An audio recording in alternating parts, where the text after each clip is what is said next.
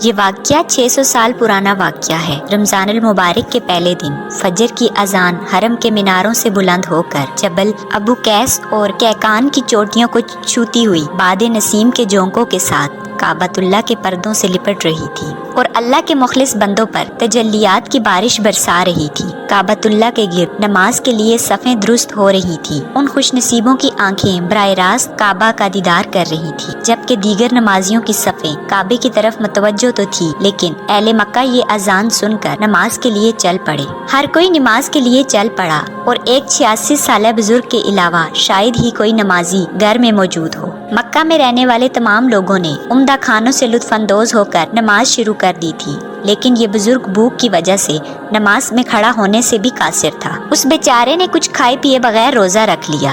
اس کی گزشتہ رات بھی بھوک فاقے سے گزری اور دن بھی بھوک اور پیاس سے گزرا۔ اس بوڑھے شخص نے نماز مکمل کی اور ایک کونے میں شکستہ دل ہو کر بیٹھ گیا، پریشان ہو کر بیٹھ گیا۔ بذات خود تو وہ دکھی نہ تھا، کیونکہ خود وہ یہ پریشانیاں سہ کر کسی حد تک مضبوط ہو چکا تھا، لیکن اسے دکھ تھا، اگر غم تھا تو اپنے گھر والوں کا، اپنی 4 بیٹیوں، 2 بہنوں، ایک بوڑھی ساس اور ایک بیوی کا غم تھا، جن کا یہ واحد سہارا تھا۔ لیکن یہ 86 سالہ بزرگ ایک مثالی مومن تھا۔ یہ یقین رکھتا تھا کہ اللہ اپنی قدرت کاملہ اور حکمت بالغ سے رزق تقسیم کرتا ہے، اس میں اس کا کچھ اختیار نہیں۔ جو مقدر میں ہے وہ اسے مل کر رہے گا، اگرچہ وہ کمزور ہی کیوں نہ ہو، اور جو دوسروں کے مقدر میں ہے وہ کبھی نہیں ملے گا، چاہے وہ لاکھوں جتن ہی کیوں نہ کر لے، کیونکہ وہ جانتا تھا کہ اللہ تعالیٰ تقدیر کے قلم لکھ کر فارغ ہو چکا ہے۔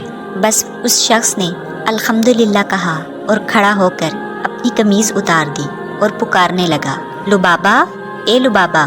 یہ سن کر ایک عورت آئی جو کہ میلے کچیلے اور پیوند لگے کپڑوں میں ملبوس تھی۔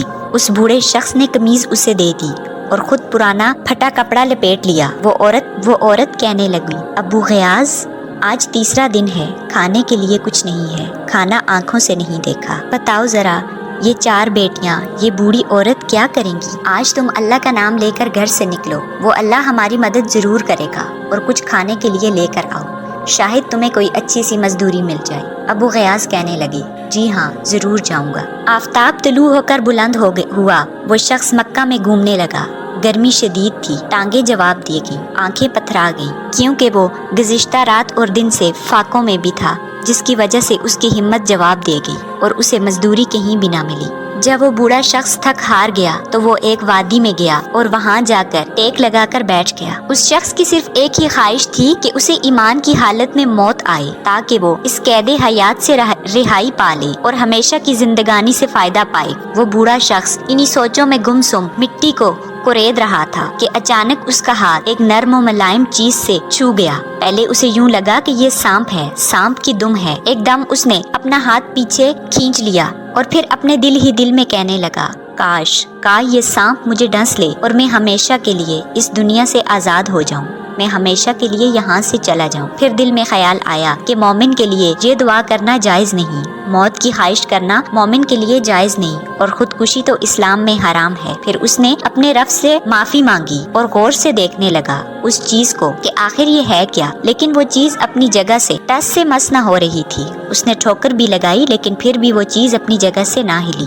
جیسے ہی اس نے تھوڑی اور مٹی کو ریت کر اس چیز کو زمین میں سے نکالا تو وہ دیکھتا کا دیکھتا رہ گیا، اس کی آنکھیں کھلی کی کھلی رہ گئیں۔ اس نے دیکھا کہ یہ ایک تھیلی ہے جو کہ دیناروں سے بھری پڑی ہے اور اس میں 1000 دینار پڑے ہیں۔ اس کے اعصاب میں نئی قوت آ گئی، اس کی آنکھیں حسین اور روشن مستقبل کا خواب دیکھنے لگیں، لیکن اچانک سے ایمان تازہ ہوا۔ دل میں خیال آیا، اے ابو غیاث، یہ مال تیرا نہیں ہے بلکہ کسی کا گمشدہ ہے، اور اگر آپ کو کسی کا گمشدہ مال ملے تو پہلے سال بھر اس کا اعلان کرو، اور پھر سال بعد اعلان کرنے کے بعد وہ مال اس وقت حلال ہوگا جب اس کا اصل مالک نہ ملے۔ جب سال کی مدت اور رات کے کھانے کا خیال آیا تو اس بوڑھے کی طبیعت جواب دے گئی، کیا پتا وہ سال بھر زندہ بھی رہ سکے گا کہ نہیں۔ پھر اسے خیال آیا کہ میری بھوکی بیٹیاں کیا کھائیں گی۔ خواہش پیدا ہوئی کہ تھیلی واپس رکھ دے اسی جگہ اور آزمائش میں نہ پڑے، مگر بذات خود وہ بوڑھا شخص دانا اور عامل اور عالم مومن بھی تھا۔ وہ جانتا تھا کہ اگر گمشدہ مال کو دیکھ کر ہاتھ نہ لگایا جائے تو کوئی ذمہ داری نہیں، لیکن اگر اسے پکڑ کر دوبارہ رکھ لیا جائے تو ذمہ داری رکھنے والے پر ہوگی۔ وہ اسی فکر میں پڑ گیا۔ وہ پریشان ہو گیا۔ ایک طرف گھر والے اور دوسری طرف خیال آیا، صبر کر اے بھلے آدمی، امانت میں خیانت نہ کر، مالک کی نافرمانی نہ کر۔ بس یہ سوچتا وہ بوڑھا شخص چپکے سے گھر میں داخل ہو گیا ہے۔ بیوی نے اسے دیکھ لیا اور بیوی پوچھنے لگی، ابو غیاث کیا لائے ہو؟ وہ بولا، کچھ بھی نہیں۔ وہ تھیلی اپنی بیوی سے بھی چھپانا چاہتا تھا، کیونکہ وہ جانتا تھا اس کی بیوی دیندار تو تھی مگر صبر والی نہیں تھی۔ بیوی نے جیسے ہی دیکھا تو اس نے وہ تھیلی دیکھ لی تو کہنے لگی، ابو غیاث بتاؤ یہ تھیلی کیا ہے، اس میں کیا چیز ہے؟ ابو غیاث نے اپنی بیوی کو سارا واقعہ سنا ڈالا کہ کیسے اسے یہ تھیلی ملی۔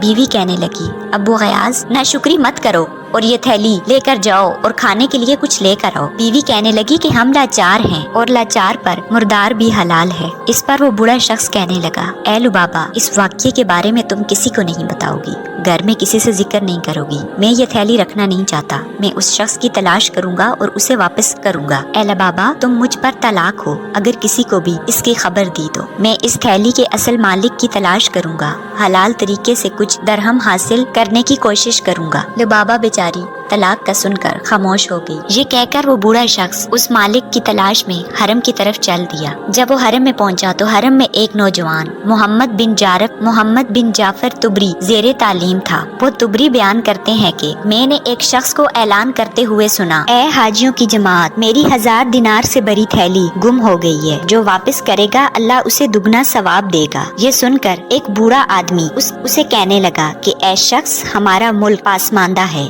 یعنی غریب ہے، شاہد آپ کی تھیلی کسی خوف خدا رکھنے والے کو مل گئی ہو، آپ اس کے لیے انعام کا اعلان کر دیں جس سے سن کر وہ واپس کر دے۔ وہ شخص کہنے لگا کہ کتنا انعام؟ اس پہ وہ بوڑھا شخص کہنے لگا 100 دینار یا 10واں حصہ۔ اس پر وہ شخص کہنے لگا جس کی تھیلی گم ہوئی، نہیں، یہ معاملہ اللہ پر چھوڑتے ہیں، اللہ ہم دونوں کا، میرا اور جس کو میری تھیلی ملی ہے، ہم دونوں کا فیصلہ آخر میں فرمائے گا، اس لیے میں یہ انعام نہیں دوں گا۔ بس اتنا کہہ کر دونوں جدا ہو کر اپنی اپنی منزل پر چل پڑے۔ تبری کہنے لگے کہ میرے دل میں خیال آیا، یقیناً وہ تھیلی اس شخص کے پاس ہے، میں اس کے پیچھے پیچھے چل پڑا تو وہ بوڑھا شخص ایک خستہ حال مکان میں داخل ہوا اور کہنے لگا، لبابا کہاں ہو؟ ایک عورت حاضر ہوئی اور کہنے لگی، جی ابو غیاث۔ ابو غیاث نے اعلان بارہ سارا واقعہ اپنی بیوی کو بتایا اور کہا کہ میں نے اس شخص کو کہا ہے کہ 100 دینار یا پھر 10 دینار انعام کر دے اور تھیلی واپس کرنے کا ارادہ ہے میرا۔ اس پر اس کی بیوی کہنے لگی، اے ابو غیاث، 4 بیٹیوں، 2 بہنوں، 1 ساس اور 1 میں ہوں، اللہ غفور الرحیم ہے، یہ مال اللہ نے تیرے سامنے رکھا ہے، کیا اللہ تجھ سے ان عورتوں کے متعلق سوال نہیں کرے گا؟ وہ تبری کہنے لگا، میں نے اس بوڑھے کے چہرے کو باغور دیکھا ہے، اس کا دل خون کے آنسو رو رہا تھا اور اس کے گھر والے ایسے معلوم ہوتے تھے، بھوک کی وجہ سے ایسے معلوم ہوتے تھے جیسے دیمک خور لکڑی۔ لیکن اس شخص کو پھر خیال آیا کہ 50 سال فاقے میں گزار دیے، 86 سال میں اپنی لاش کو قبر میں نہیں جلاؤں گا۔ بس اتنا کہہ کر وہ دونوں میاں بیوی خاموش ہو گئے اور میں واپس چلا گیا۔ مغرب کی اذان ہوئی، بوڑھا بزرگ اہل و عیال سمیت دن بھر کے کمائے ہوئے چند ٹکڑوں پر اور کھجوروں پر افطار کرنے بیٹھ گیا۔ باقی لوگ عمدہ کھانوں سے مزے لے رہے تھے، کسی کو ذرا خیال نہ تھا کہ رمضان اعصار اور سخاوت کا مہینہ ہے۔ اللہ نے انسانوں کو بھوکا پیاسا رکھنے کے لیے روزے فرض نہیں کیے، بلکہ اس لیے فرض کیے ہیں تاکہ انسان وقتی بھوک پیاس سے یہ محسوس کر سکے کہ دنیا میں بہت سے ایسے لوگ ہیں جو بھوکے ہیں، جو پیاسے ہیں اور جو مجبور ہیں، جن کے پاس کھانے کے لیے کچھ نہیں۔ وہ شخص مسلمانوں کی حالت پہ کڑتا رہا، رات بھی فاقے میں گزاری اور پھر چند ٹکڑے اور کھجوریں گھر والوں میں تقسیم کر دی۔ اگلے دن پھر وہ شخص یہی صدا لگا رہا تھا کہ جس کو میری دینار سے بڑی تھیلی ملی ہے وہ مجھے واپس کر دے۔ اس بوڑھے شخص نے پھر کہا، اے نوجوان، تجھے کہا تھا کہ انعام کی لالچ میں واپس کر دے گا۔ پھر اس شخص نے یہی بات دہرائی کہ میرا اور اس کا فیصلہ اللہ کے سامنے ہوگا۔ تیسرے دن پھر وہی اعلان ہوا۔ پھر وہ شخص کہنے لگا، وہ بوڑھا شخص کہنے لگا کہ اے شخص، 1 دینار کا ہی اعلان کر دے، شاید وہ 1 دینار سے کھانا خرید لے۔ پھر اس شخص نے کہا کہ میں نے کہا نا، میں فیصلہ اللہ پر چھوڑتا ہوں۔ جب اس شخص نے تیسرے دن بھی یہی بات کہی تو اس 86 سالہ بوڑھے کے دل میں یوم الحساب کا ڈر آ گیا اور وہ اس شخص سے کہنے لگا کہ آؤ، تھیلی میرے پاس ہے، میں تجھے تھیلی دیتا ہوں۔ تبری کہتے ہیں کہ وہ دونوں چل پڑے اور میں بھی ان کے پیچھے پیچھے چل پڑا۔ جب وہ دونوں دروازے تک پہنچے تو وہ بوڑھا شخص اندر گیا اور اس شخص کو بھی اندر لے گیا۔ میں بھی اندر چلا گیا اور اس بوڑھے شخص نے کہا کہ کیا یہ ہے تیری تھیلی؟ پھر اس نے اس تھیلی کا منہ کھولا، دینار اپنی جولی میں ڈالے اور گن کر پورے 1000 دینار پورے کیے۔ اس پر وہ شخص کہنے لگا، جی ہاں، یہی ہے میری تھیلی۔ گھر والے یہ سارا منظر دروازے کے سوراخ میں سے چھپ کر دیکھ رہے تھے۔ اس شخص نے تھیلی لی اور اس میں سے 1 دینار بھی اس بوڑھے شخص کو نہ دیا۔ اس کے گھر کے حالات کو دیکھ کر بھی اسے نہ دیا اور وہاں سے واپس چلا گیا۔ اس تھیلی پر اپنی چادر ڈالی اور گھر سے باہر نکل گیا۔ اس کے گھر والوں نے جب یہ سارا منظر دیکھا تو اس کی بیوی لبابہ چکرا گئی، بیٹیوں کی آنکھیں کھلی کی کھلی رہ گئیں۔ اتنے میں اس بوڑھے شخص کو کچھ آہٹ محسوس ہوئی۔ اس نے دیکھا کہ وہ نوجوان جس کی تھیلی گم ہوئی تھی وہ واپس آ رہا ہے۔ اس بوڑھے شخص نے بجائے اس کے ماتھے پہ کوئی بال یا کوئی شکن لاتا، بلکہ نہایت ہی خوش اسلوبی کے ساتھ کہا، بیٹا کیا ہوا، کیسے آنا ہوا ہے؟ اس پر وہ نوجوان کہنے لگا، اے میرے بزرگ، جب میرے والد فوت ہوئے تو ان کے پاس 3000 دینار تھے۔ انہوں نے مجھے وصیت کی تھی کہ میری سواری بیچ کر حج کا خرچ بنا لینا اور 1000 دینار اس کو دے دینا جو بہت غریب ہو۔ گویا میں نے اپنے وطن سے لے کر مکہ تک تجھ سے زیادہ غریب کوئی نہ پایا۔ یہ تھیلی رکھو، اس کے حقدار تم ہو۔ بس اس نے وہ تھیلی اسے تھمائی اور خود وہاں سے چلا گیا۔ وہ بوڑھا شخص بے حد خوش ہوا۔ تبری کہتے ہیں کہ میں وہاں سے واپس لوٹ گیا، میں بھی واپس چل گیا۔ اتنے میں نے کیا دیکھا کہ کسی نے مجھے آواز دی۔ میں نے پیچھے مڑ کر دیکھا تو یہ وہی بزرگ تھے۔ انہوں نے مجھے اپنی طرف بلایا اور کہا کہ اے شخص، تجھے ہمارے معاملے کی خبر ہو گئی ہے۔ اور میں نے احمد بن یوسف یربوہی سے سنا اور انہوں نے عبداللہ بن عمر سے سنا کہ رسول مقبول صلی اللہ علیہ وآلہ وسلم نے حضرت عمر اور حضرت علی رضی اللہ تعالیٰ عنہ سے ایک دفعہ کہا تھا کہ جب کوئی ہدیہ بن مانگے اور بے وجہ آئے تو اسے واپس نہ لوٹاؤ، ورنہ اللہ کے ناشکرے بن جاؤ گے۔ آؤ ہدیہ میں سب حاضرین شریک ہوتے ہیں، چلو میرے ساتھ۔ تبری کہتے ہیں کہ میں ان کے ساتھ چلنے لگا۔ اس بزرگ نے مجھے راستے میں کہا کہ بھائی تو بڑا مبارک ہے، میں نے عمر بھر ایسا مال نہیں دیکھا تھا اور نہ دیکھنے کی امید تھی۔ تم میری یہ قمیض دیکھ رہے ہو نا، میں اس میں نماز پڑھتا ہوں اور پھر فجر کی نماز پڑھ کر اتار دیتا ہوں تاکہ میری بیوی، میری بچیاں اور میری بہنیں بھی باری باری اس میں نماز ادا کر سکیں۔ پھر میں پہن کر زور اور عصر کے